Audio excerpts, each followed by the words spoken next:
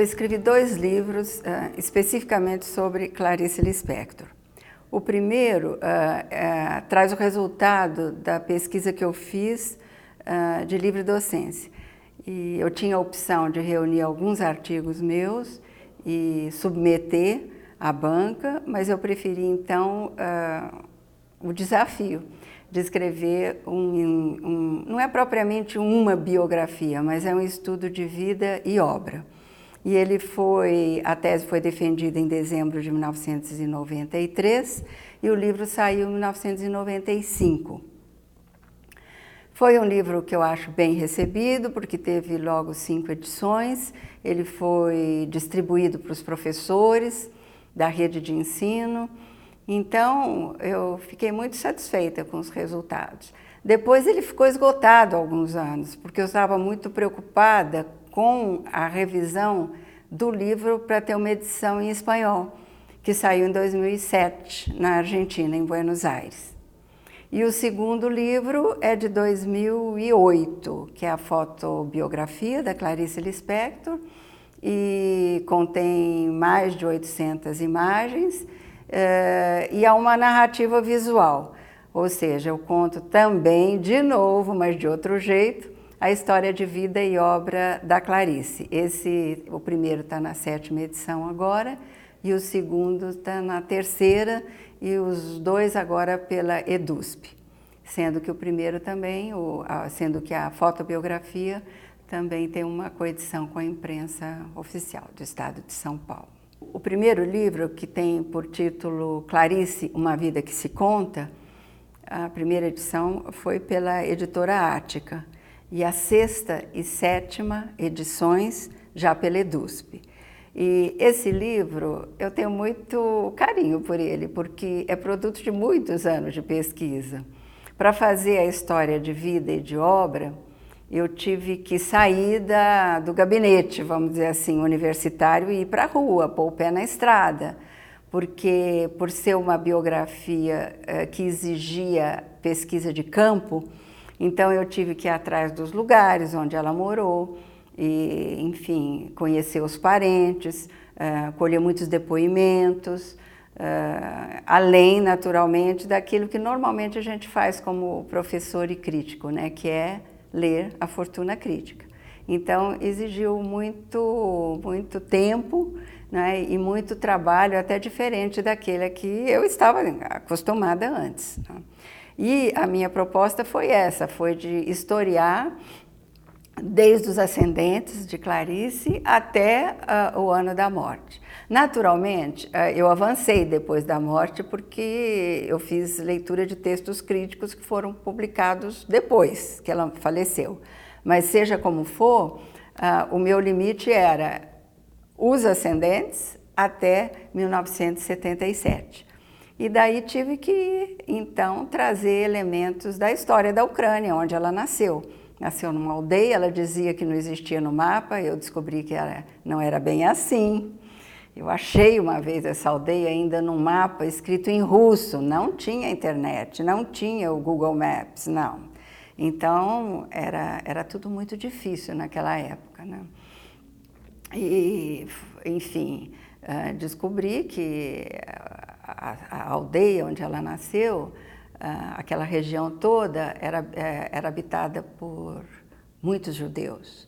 E a última vez que eu fui a Checheno já não havia nenhum, porque ou eles desapareceram por ocasião da Primeira Guerra, né, ou com os pogroms, ou durante a Segunda Guerra.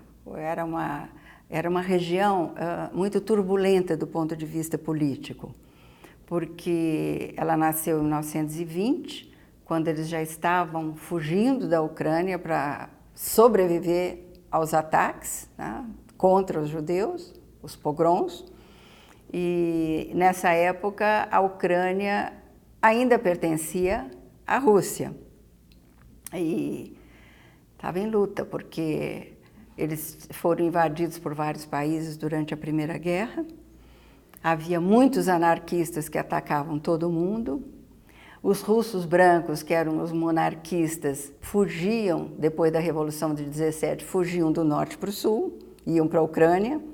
querendo grãos, querendo comida, portanto, devastando aldeias, né? E havia ainda os cossacos. Eles até foram vítimas dos cossacos enquanto eles viajavam, que roubaram o que eles tinham, né? A mãe da Clarice conseguiu esconder um ouro na barra da saia e foi isso que permitiu a ela subornar os guardas bolcheviques na fronteira para eles poderem chegar à Romênia.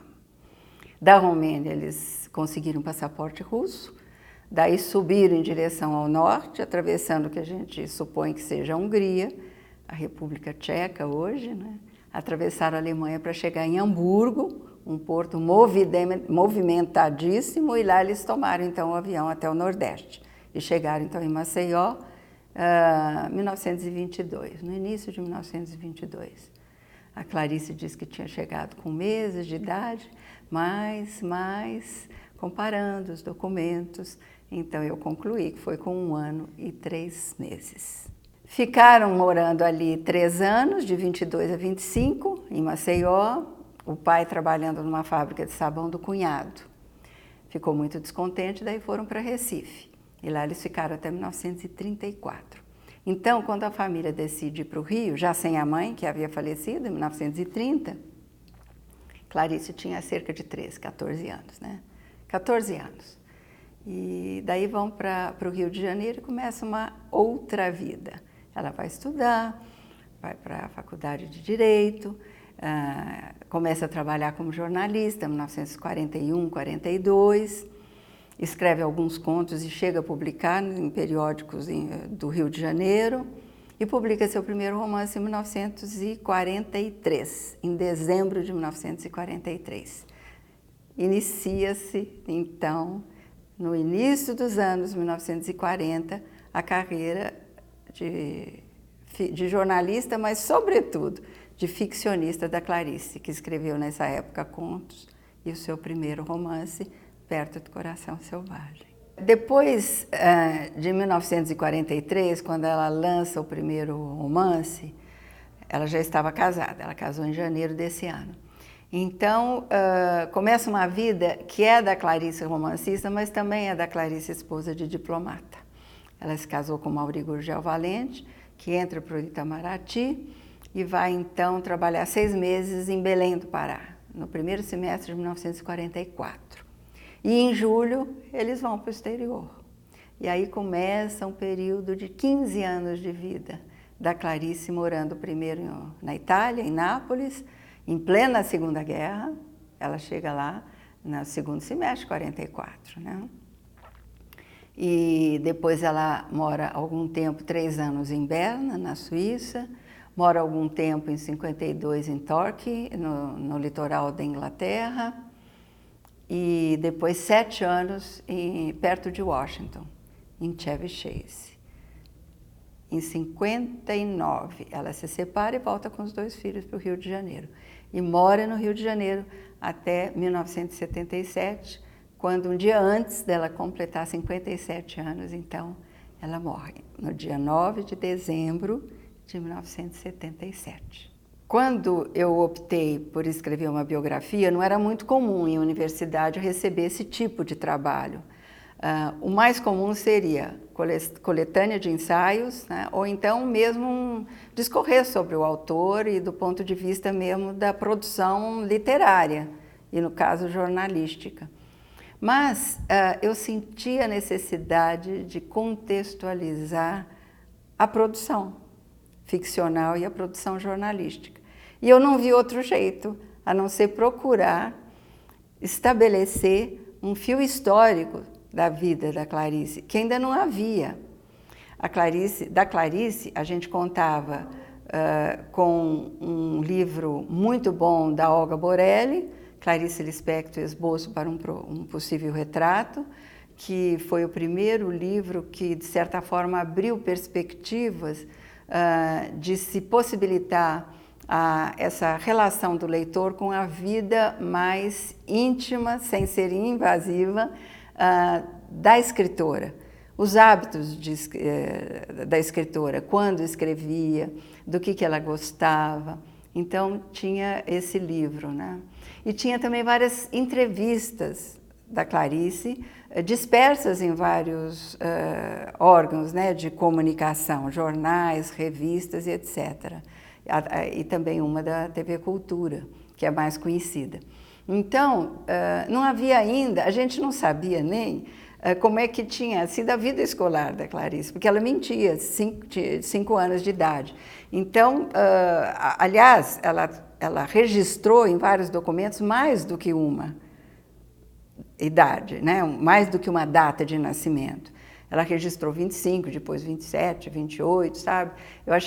Acho que ela achava confortável, à medida que o tempo ia passando, ela ia se ajustando, né? Para não acompanhar esse tempo e manter uma idade que ela devia achar que era razoável para ela, né? Confortável para ela. Então foi muito difícil, porque eu tive que ir a essa documentação toda, né? E demorou. Quer dizer, só na Fundação Casa de Rui Barbosa tem mais de 2.000 documentos que a gente teve que consultar. Isso eu comecei a consultar ao longo dos anos 1980. Então demorou a década de 90 até 2005, quer dizer, foram vários anos, né, de pesquisa, numa época em que não havia nada catalogado. Então, essa era a minha proposta, que eu acho que foi um pouco ousada no momento em que eu escrevi, sabe? Porque realmente não era muito comum. Mas eu acho que a proposta era justamente não escrever só a biografia, mas tentar um estudo de vida que, de certa forma, iluminasse a leitura dos textos dela. Foi isso que eu procurei fazer.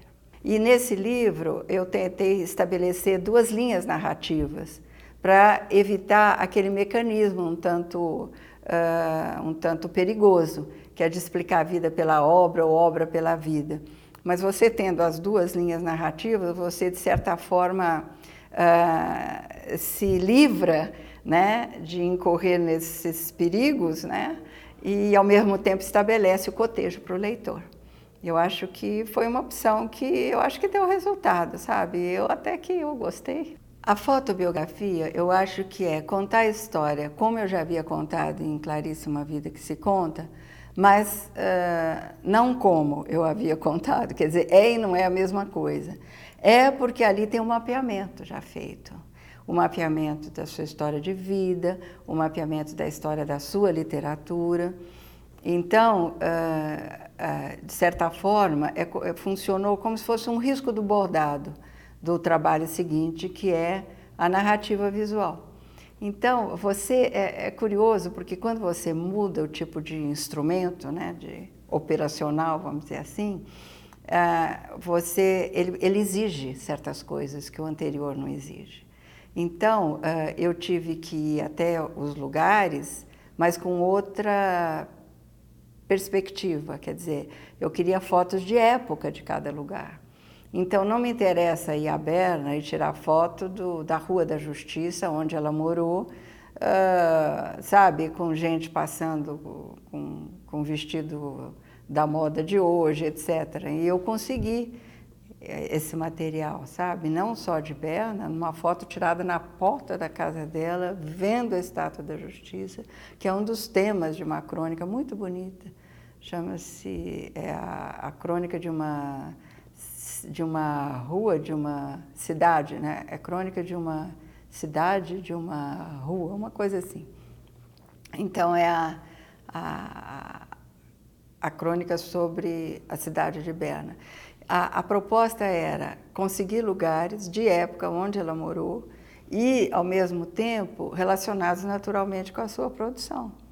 Então, se havia, por exemplo, uma crônica que falava da Estátua da Justiça e da Rua da Justiça, é lógico que eu queria a Estátua da Justiça, a Rua da Justiça, no ano em que ela morou, ali em frente àquela estátua, né? Então, foi isso que eu tentei fazer com várias cidades, né? E isso, daí eu fui para a Ucrânia e consegui lá um material muito bom, né, de registro, com um professor de história, por exemplo, consegui registros da época de antes de 1920, inclusive das ruínas da sinagoga que havia lá. Então, cada capítulo teve uma outra vida, né? Quer dizer, um outro tipo, né, de arranjo, vamos dizer assim. porque eu pretendia também não fazer um acúmulo de texto nas páginas. Então, o que era explicação e exigia um texto meu, eu pus no final do livro. E ali, então, só tem as imagens, algumas transcrições muito breves e as legendas das fotos. Então, foi recontar a história de uma vida que se conta, mas a partir realmente de registros e cópias de documentos e de fotos e com pequenas transcrições do texto dela.